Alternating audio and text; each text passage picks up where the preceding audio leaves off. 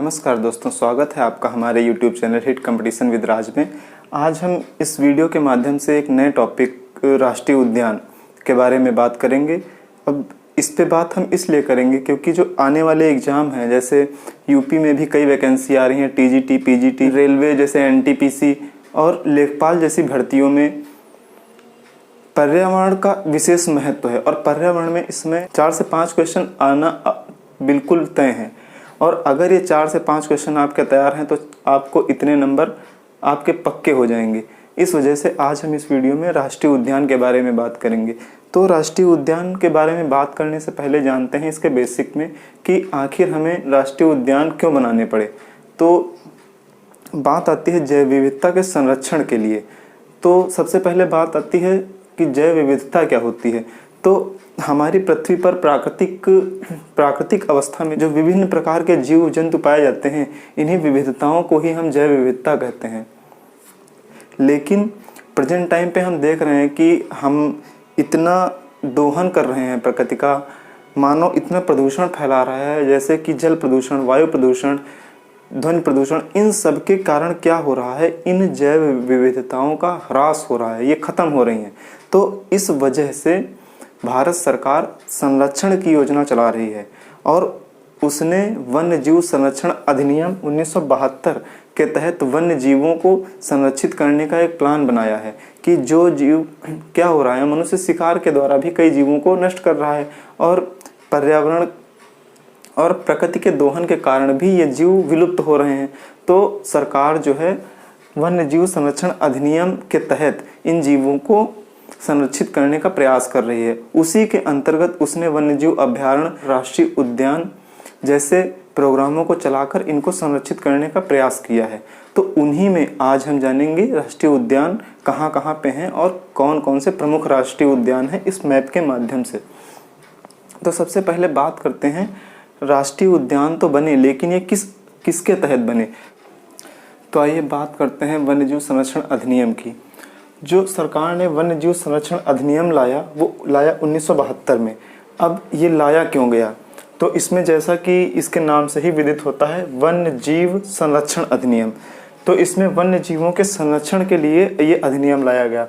अब वन्य जीव में आते कौन कौन से चीज़ें हैं या कौन कौन से जीव आते हैं, तो वे जीव, पक्षी या कीट जो गैर पालतू होते हैं, जल में रहते हैं, थल में रहते हैं, उभयचर होते हैं और रेंगने वाले, इन सभी जीवों के संरक्षण के हेतु जो नियम लाया गया या जो कानून लाया गया, जो अधिनियम लाया गया, उसको बोलते हैं वन्य जीव संरक्षण अधिनियम। और ये लाया कब गया, 1972 में। तो एक क्वेश्चन कई बार रिपीट हुआ है कई प्रतियोगी परीक्षाओं में कि वन्य जीव संरक्षण अधिनियम कब पारित किया गया, तो ये है 1972 में। अब जो बात हमने बताई कि जैव विविधता के संरक्षण के लिए ये नियम लाया गया, कि जैव विविधता का जो ह्रास हो रहा था उसके कारण ये नियम लाया गया। तो वन्यजीव संरक्षण अधिनियम के तहत ही जो जैव भौगोलिक क्षेत्रों का गठन किया जाता है, ये जो विलुप्त हुई प्रजातियां जो विलुप्त हुई जा रही हैं, उनका संरक्षण तथा उनके लिए प्राकृतिक आवास जैसी सुविधाओं को उपलब्ध कराते हैं। तो चलिए बात करते हैं जो जैव भौगोलिक क्षेत्र हैं वन्यजीव संरक्षण के अंतर्गत, ये 3 टाइप के हैं। तो तीन टाइप कौन कौन से हैं इस पे देखते हैं। तो हमने जो बात की वन्यजीव संरक्षण अधिनियम के अंतर्गत जैव भौगोलिक क्षेत्र, ये 3 प्रकार के हैं। 3 प्रकार में एक है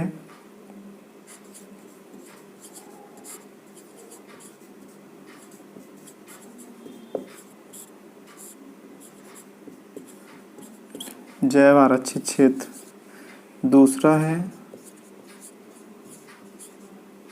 राष्ट्रीय उद्यान, तीसरा है इसी में वन्य जीव अभयारण्य।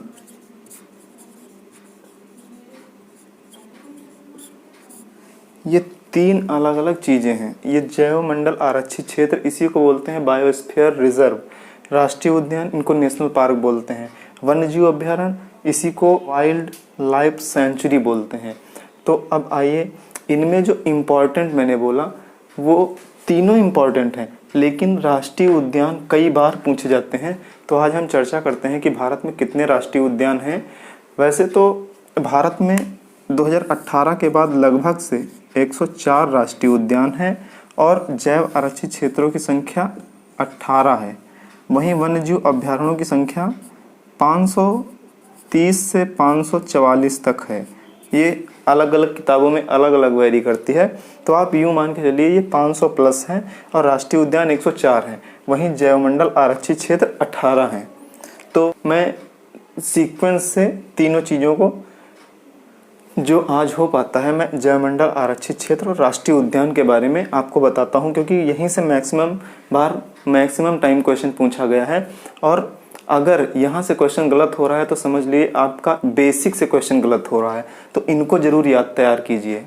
तो चलिए आइए देखते हैं बायोस्फीयर रिजर्व की जो बात कर रहे थे हम लोग कि जैवमंडल आरक्षित क्षेत्र कितने हैं भारत में। तो हमने बताया था जैवमंडल आरक्षित क्षेत्र भारत में 18 हैं। वह क्षेत्र जिसको सबसे पहले जैवमंडल आरक्षित क्षेत्र घोषित किया गया वह नीलगिरी था। और घोषित कब किया गया उसको 1986 में। 1986 में नीलगिरी को जैवमंडल आरक्षित क्षेत्र घोषित किया गया। अब बात ये आती है कि ये नीलगिरी है कहाँ, तो ये नीलगिरी आपका तमिलनाडु में पड़ता है। इसी प्रकार से नंदा देवी जैवमंडल आरक्षित क्षेत्र ये कहाँ है, ये यूके मतलब उत्तराखंड, यूनाइटेड किंगडम नहीं, उत्तराखंड। तो नंदा देवी हमारा दूसरा जैवमंडल आरक्षित क्षेत्र है जो कि उत्तराखंड में है। उसी प्रकार से नोकरेक, इसको बोलते हैं नोकरेक जैवमंडल आरक्षित क्षेत्र, ये है आपका मेघालय में।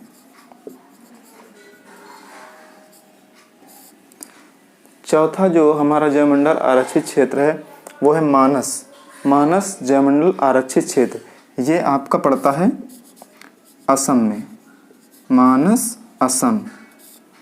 इसी प्रकार से सुंदरवन जैवमंडल आरक्षित क्षेत्र, ये भी असम। सुंदरवन और मानस ये दोनों असम में जैवमंडल आरक्षित क्षेत्र हैं। इसी प्रकार से है मन्नार की खाड़ी भी आपका तमिलनाडु में है, ग्रेट निकोबार ये आपका अंडमान एंड निकोबार में है, ग्रेट निकोबार जैवमंडल आरक्षित क्षेत्र। फिर है सिमलीपाल, ये सिमलीपाल वन्यजीव अभ्यारण्य भी है और जैवमंडल आरक्षित क्षेत्र भी है। तो सिमलीपाल है उड़ीसा में, सिमलीपाल जैवमंडल आरक्षित क्षेत्र उड़ीसा में। अब 9 नंबर डिब्रू सेखाओ, ये डिब्रूगढ़ जिले यानी असम में है, असम।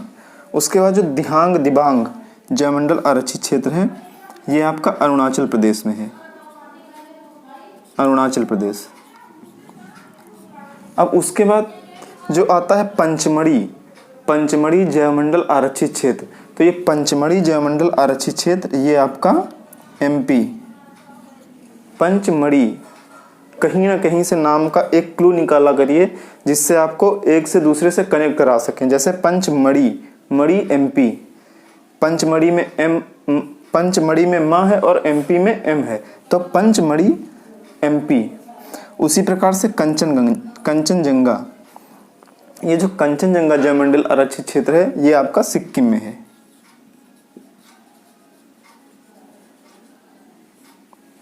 फिर एक और है जैवमंडल आरक्षित क्षेत्र है जिसका नाम है अगस्तमलाई। ये अगस्तमलाई जैवमंडल आरक्षित क्षेत्र ये भी आपका तमिलनाडु में है। उसके बाद है एक अचान कमार, इसको लोग नॉर्मली नाम नहीं अचान कमार बोलते हैं, तो अचना कमार बोल दीजिए, अचना कमार, लेकिन आपको लिखा अचान कमार ही मिलेगा।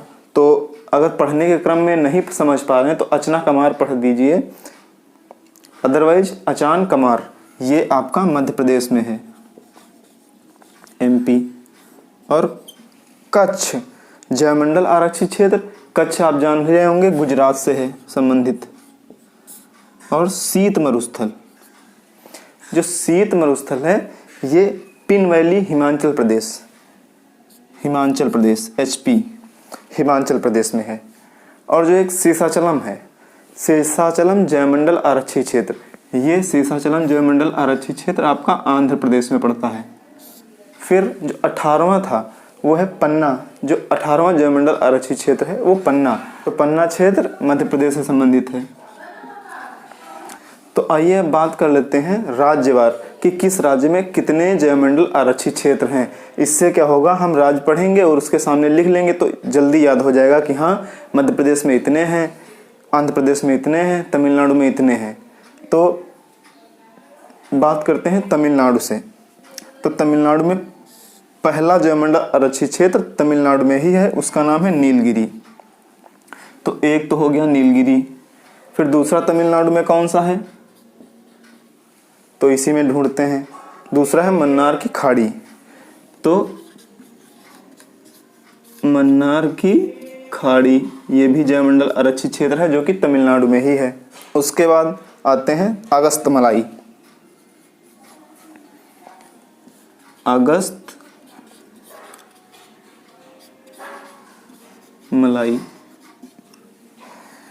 तो ये जो अगस्त्यमलाई है,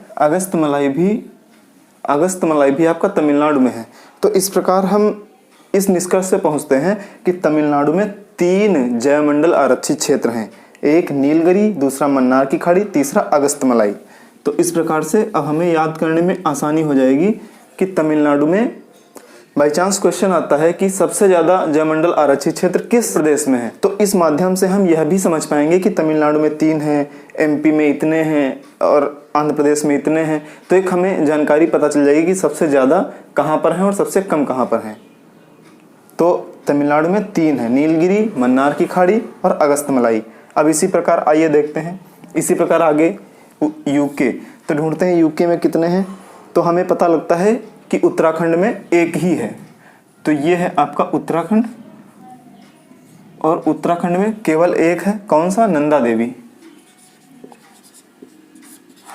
नंदा देवी जैवमंडल आरक्षित क्षेत्र। उसके बाद बात करते हैं मेघालय की। तो देखते हैं मेघालय में एक है नोकरेक। तो मेघालय है कहाँ पे, तो ये आपका मेघालय है। तो मेघालय में एक है नोकरेक जैवमंडल आरक्षित क्षेत्र। तो एक ये हो गया। अब दूसरा और देखते हैं कहीं क्या मिलता है।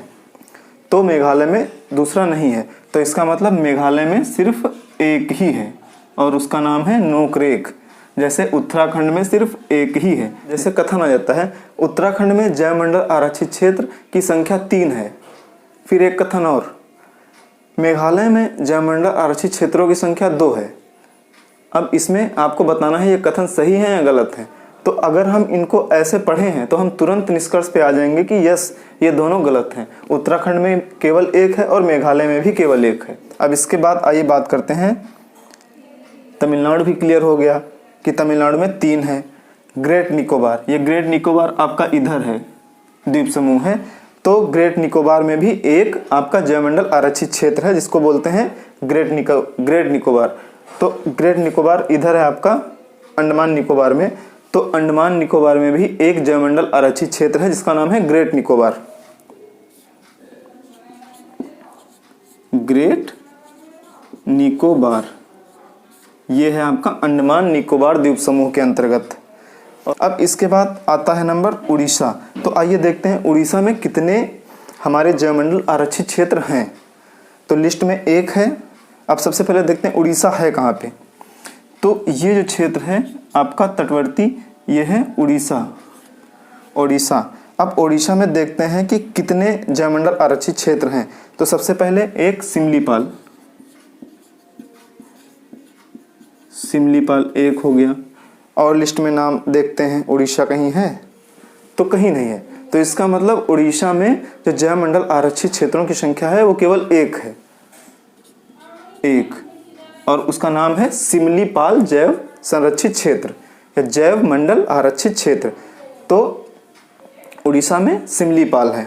अब इसके आगे ये भी क्लियर। अब आगे बात करते हैं असम में 3 जैवमंडल आरक्षित क्षेत्र हैं। कौन कौन से, मानस, सुंदरवन, डिब्रू सेखाव। तो वर्तमान में असम में 3 जैवमंडल आरक्षित क्षेत्र हैं। अब इसी में जैसे फिर से कथन आपको दे दिया जाए कि नीलगिरी में 4 जैवमंडल आरक्षित क्षेत्र हैं, असम में 3 जयमंडल आरक्षित क्षेत्र हैं। निम्न कथनों में सही या गलत का चुनाव कीजिए। तो हमारा तमिलनाडु वाला गलत है, क्योंकि इसमें कथन में लिखा है कि 4 जयमंडल क्षेत्र हैं, जबकि इसमें 3 ही जयमंडल क्षेत्र हैं। और असम में लिखा है कि इसमें 3 जयमंडल क्षेत्र हैं, जबकि इसमें 3 हैं। तो ये सही हो जाएगा। तो असम में 3 जयमंडल आरक्षित क्षेत्र हैं, मानस, सुंदरवन, डिब्रूगढ़। उसके बाद दिहांग दिबांग अरुणाचल प्रदेश। तो आइए देखते हैं अरुणाचल प्रदेश है कहाँ। तो ये हमारा ऊपर वाला पोर्शन अरुणाचल प्रदेश का ही है।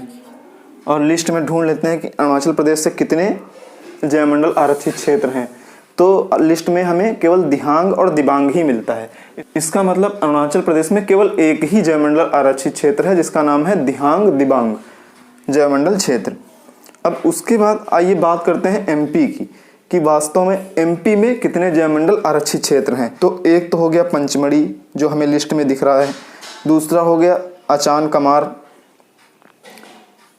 तीसरा हो गया पन्ना। तो इस प्रकार हम एमपी में देखते हैं। एमपी में एक तो पंचमढ़ी, दूसरा अचान कमार और तीसरा हो गया पन्ना। तो एमपी में भी 3 जयमंडल आरक्षित क्षेत्र मिलते हैं। एक है पंचमढ़ी, दूसरा अचान कमार, तीसरा पन्ना। फिर देखिए लिस्ट में आता है सिक्किम। सिक्किम में है कंचनजंगा। तो देखते हैं सिक्किम कहाँ है। तो ये जो उठा हुआ भाग है ये है सिक्किम, और सिक्किम में जो जयमंडल आरक्षित क्षेत्र है उसका नाम है कंचनजंगा। कंचनजंगा। तो और देखते हैं लिस्ट में कि क्या सिक्किम में और भी कोई है, तो नहीं। तो इस प्रकार हम ये पाते हैं कि सिक्किम में भी केवल एक ही जयमंडल आरक्षित क्षेत्र है, जिसका नाम है कंचनजंगा। अब लिस्ट में आगे बात करते हैं। अगस्तमलाई लिखा हुआ है, तो वो तो मैंने पढ़ा दिया कि तमिलनाडु में पाया जाता है। और तमिलनाडु में इस प्रकार से 3 जयमंडल आरक्षित क्षेत्र हैं, नीलगिरी, मन्नार की खाड़ी और अगस्तमलाई। फिर बात आती है देखिए नीचे अचना कमार की, ये मध्य प्रदेश में है। तो मध्य प्रदेश को भी हम लोगों ने पढ़ लिया।